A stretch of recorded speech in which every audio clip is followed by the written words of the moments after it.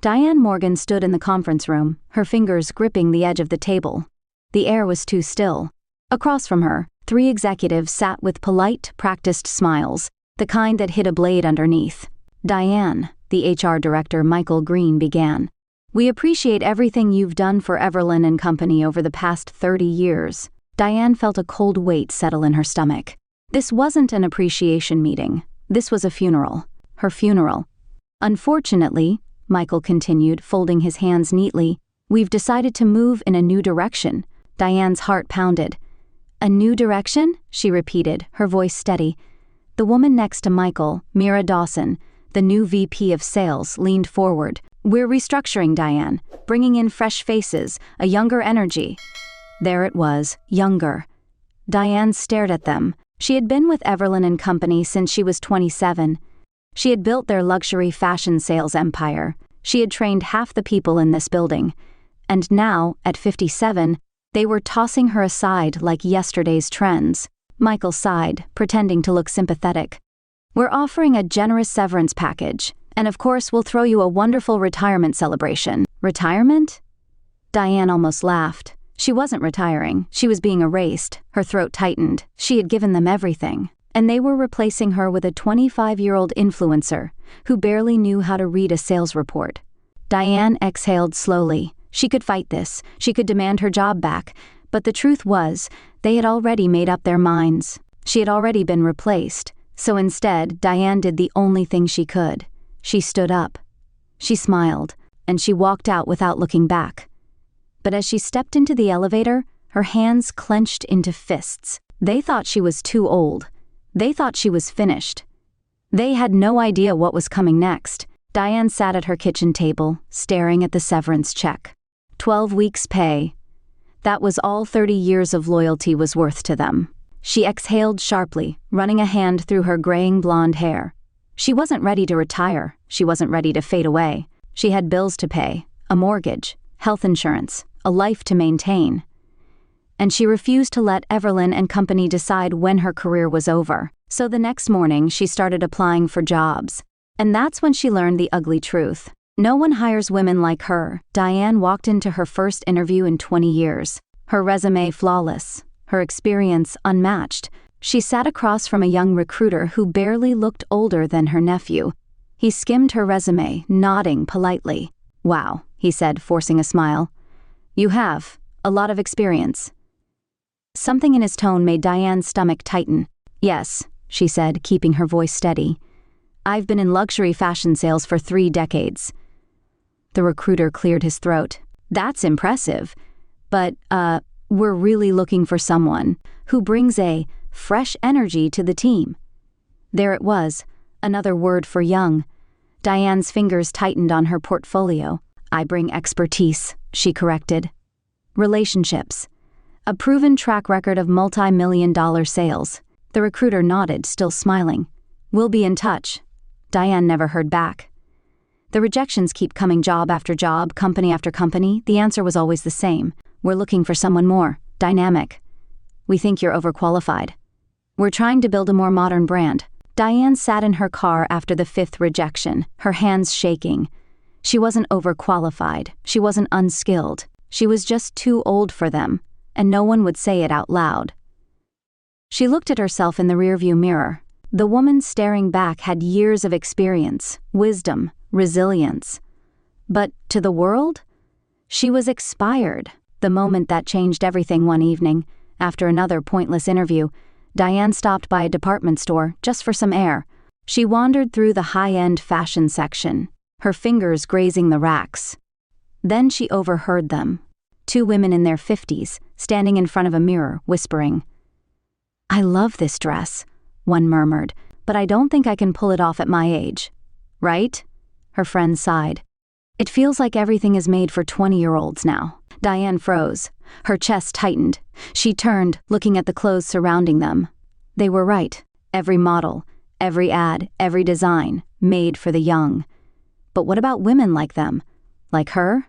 Something in her brain clicked. If no one wanted to hire her, she would create something of her own. Because the fashion industry had discarded her.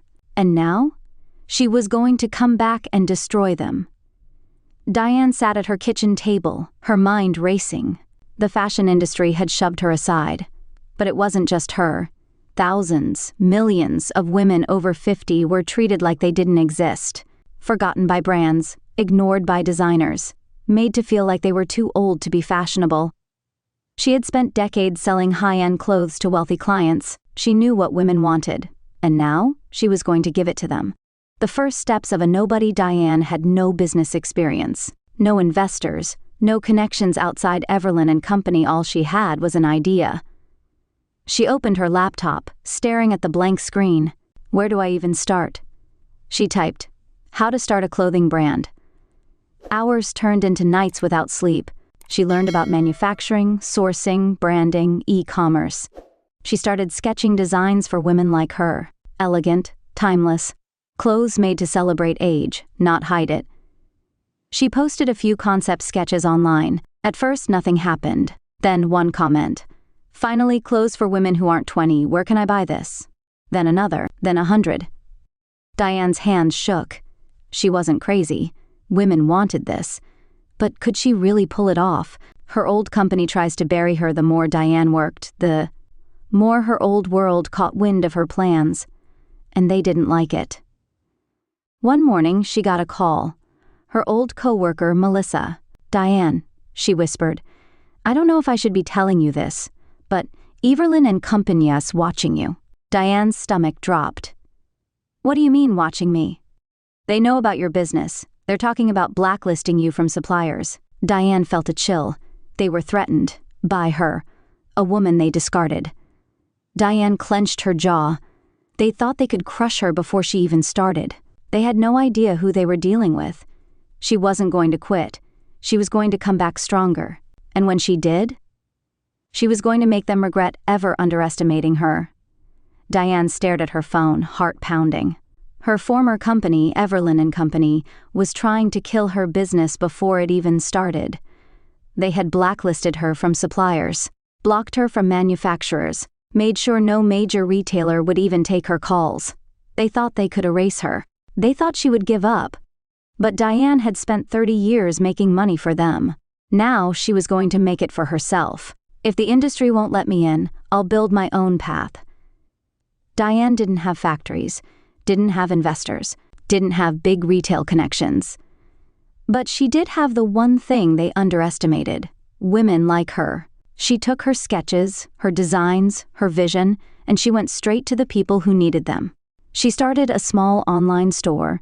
She filmed herself, talking about why fashion should celebrate women over 50, not ignore them. And then she did something Everlyn Co. never would. She made real women, not models, the face of her brand. She shared their stories, their struggles, their victories. And in just a few weeks, her message exploded. The viral moment that changed everything. One night, Diane posted a simple video.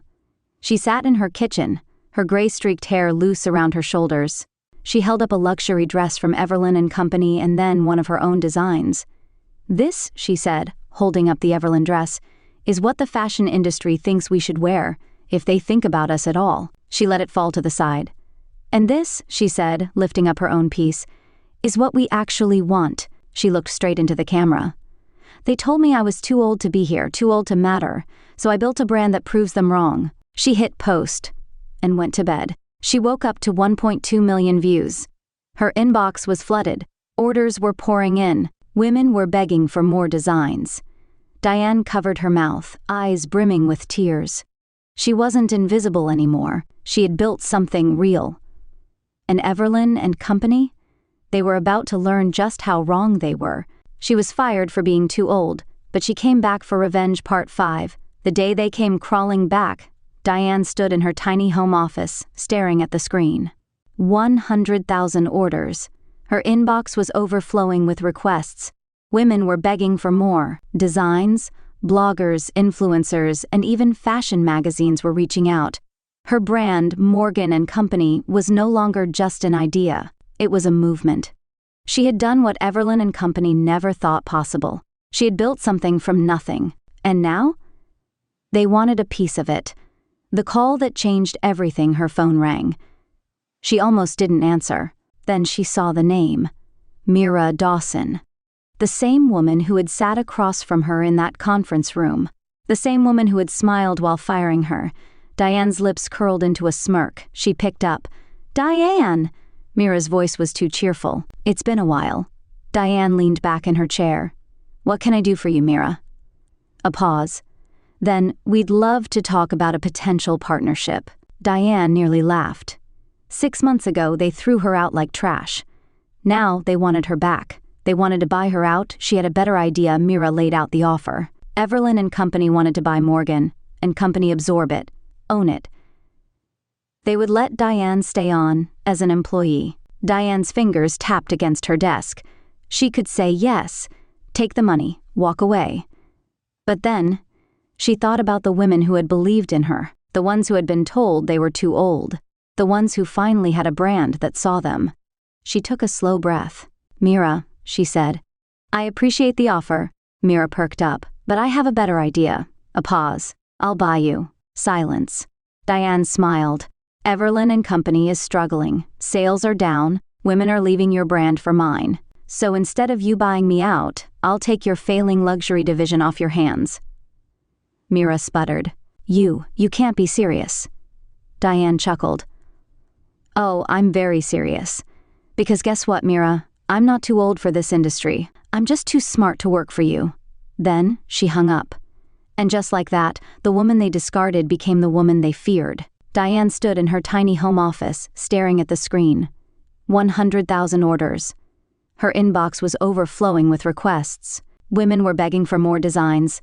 Bloggers, influencers, and even fashion magazines were reaching out. Her brand, Morgan & Company, was no longer just an idea, it was a movement. She had done what Everlyn Company never thought possible. She had built something from nothing. And now? They wanted a piece of it. The call that changed everything. Her phone rang. She almost didn't answer. Then she saw the name. Mira Dawson. The same woman who had sat across from her in that conference room. The same woman who had smiled while firing her. Diane's lips curled into a smirk. She picked up. "Diane!" Mira's voice was too cheerful. "It's been a while." Diane leaned back in her chair. "What can I do for you, Mira?" A pause.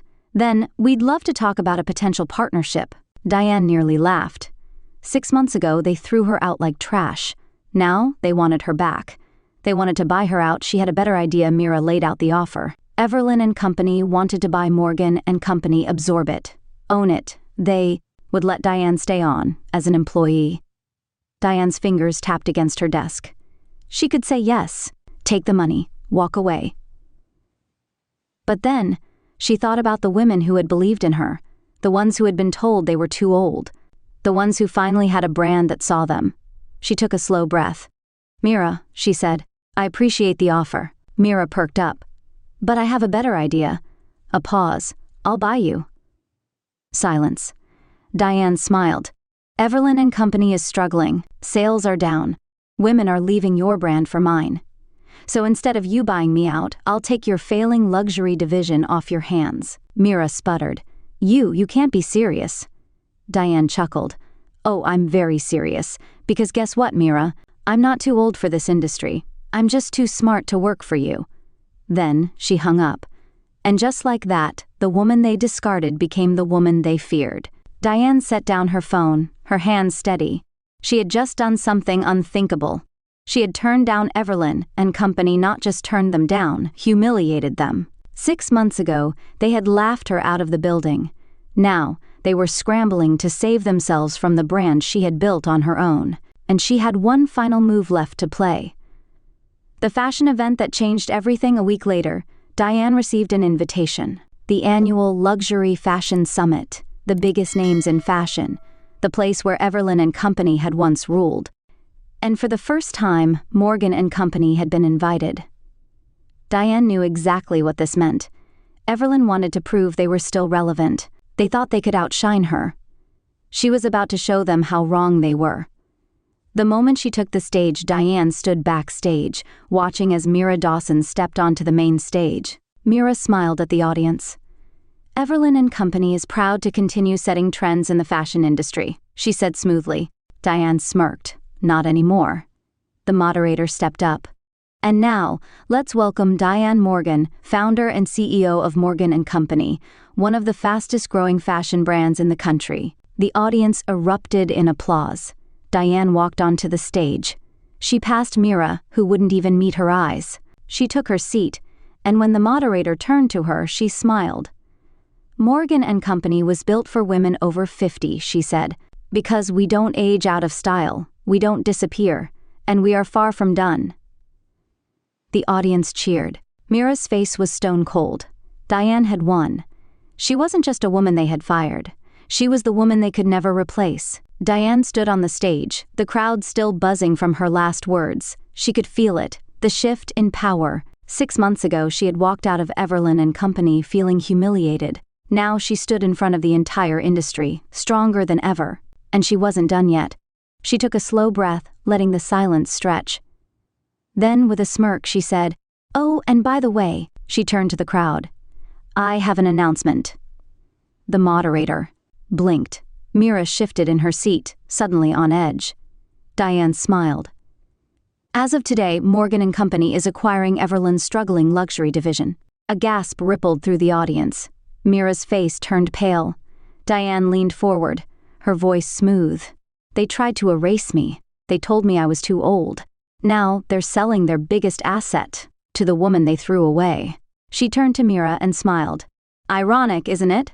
The audience exploded in applause. Mira? She couldn't even look at her.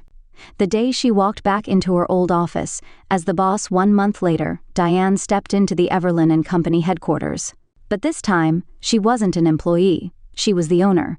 She walked past the same conference room where they had fired her, past the same faces that had once looked down on her. Now? They scrambled to impress her. Diane paused at the door to the CEO's office, her office now. She ran her fingers along the desk, taking in the moment. Then she turned to her assistant. "Get me the team," she said. "Let's rebuild this my way." And with that, Diane officially took back everything they had stolen from her. The woman they discarded had just bought the empire that betrayed her. And that was the sweetest revenge. Diane sat in her new corner office, looking out at the skyline, the same city where she had once been discarded, humiliated, and left with nothing. Now she owned the very company that had betrayed her, and she wasn't stopping there. She opened her laptop, scanning the numbers. Morgan & Company was thriving. Sales had doubled. Customer loyalty was off the charts. Women over 50 finally had a brand that saw them. And Everlyn & Company? Now just a branch of her empire. She had taken what they built and made it better. A message to every woman who was told she was too old. Diane picked up her phone and started recording. She looked into the camera, calm and confident. "They told me I was too old. They told me my time was up. They threw me away like I didn't matter." She paused, her voice steady. "But let me tell you something. We are not too old to dream. We are not too old to build. We are not too old to start over." She held up the contract she had just signed, the official takeover of Everlyn Company. "They fired me. Now I own them." She smiled. "Revenge? It's not about getting even, it's about getting better." And with that, she hit post. Within minutes, the video went viral. Women flooded the comments. "This is the most satisfying revenge story ever. Thank you for proving that we are not invisible. I needed this today. You're an inspiration." Diane sat back, watching it all unfold. She had won. Not just against Everlyn Company, but against every person who had ever told a woman she was too old to matter. This wasn't just about fashion. This was about every woman who had been overlooked, discarded, or underestimated. And this was just the beginning. Diane sat in a sleek, modern conference room, one that used to belong to Everlyn Company's executives. Now, it belonged to her. The very people who had fired her were gone. The company she had built from nothing was now worth millions. And today? She was launching something even bigger. The day everything changed, the room was packed. Journalists, investors, designers. Diane stood at the podium, camera flashes sparking around her. She took a deep breath, then smiled. "When I was fired from this company, I thought my career was over. They told me I was too old." She let the silence hang for a moment. "Today I stand here as the owner of that very company, And I have one thing to say to every woman who has ever been told she's too old: we're just getting started." Applause erupted. Women in the audience stood up, cheering. Because this wasn't just Diane's story. This was their story. A brand that changed everything. Diane wasn't just here to celebrate her success. She was here to announce something new. "We're launching something that the fashion industry has ignored for too long. Clothing made by women over 50 for women over 50. She smiled. "Because we don't need their approval anymore. We're building our own empire." The crowd went wild. Investors rushed forward. The press called it the biggest power move in fashion. And Everlyn Co, now just a name in history. The sweetest revenge? Success. That night, Diane walked into her new office, her name etched on the glass door. She sat down, looking at the skyline. 6 months ago, she had been discarded. Now, she was at the top. But this wasn't about revenge anymore. It was about proving that women over 50 weren't done, that they never were. She picked up her phone, opening her latest post. 10 million views. Women from around the world were sharing their own stories. She smiled. Her fight wasn't just hers anymore. It was a movement. And this was just the beginning. The woman they threw away was now the woman they couldn't ignore. Diane sat on the balcony of her penthouse office, sipping her morning coffee. The city stretched out before her, bathed in golden sunlight. It still amazed her, how far she had come. She had built a fashion empire from nothing. She had turned rejection into reinvention. She had proven that age was not a limitation, only a mindset. And now, she was ready for the next chapter. The next generation of power women. Diane stood in a bright, open design studio, watching as a group of young women and older women worked side by side. This was the heart of her brand, a place where experience met innovation, where wisdom wasn't discarded but celebrated. She had started a mentorship program, bringing in women over 50 who had been pushed out of their industries, giving them a space to create, lead, and thrive again. She turned to a young intern, barely in her 20s. The girl looked nervous. Diane smiled. "Don't let them tell you your worth," she said. "Not at 20, not at 50, not at 70. The girl nodded, eyes wide. This was bigger than fashion. This was about rewriting the rules for every woman who had ever been told her time was up. The final full circle moment. 1 year later, Diane received an email from Mira Dawson, the same woman who had once fired her. The subject line? "Looking for opportunities." Diane stared at it for a long moment. The woman who had once dismissed her as too old was now asking her for a job. Diane chuckled softly, shaking her head. She didn't reply. She didn't need to. Because this was the final proof that she had won. She had built something that no one could take from her. The woman they had underestimated had become the most powerful woman in the industry. And that was the greatest revenge of all. Diane's story proves something powerful. Losing everything doesn't mean you're done. They said she was too old. They said her time was over. But instead of fading away, she built something unstoppable. Now, I want to hear from you. Have you ever felt underestimated? Have you ever wanted to prove someone wrong? Comment 2 feet if you found her story inspiring. Comment 7 feet if you think she should have done something differently. And don't forget, if you love powerful, real-life stories like this, hit that like button, subscribe, and turn on notifications for more. I'll see you in the next story.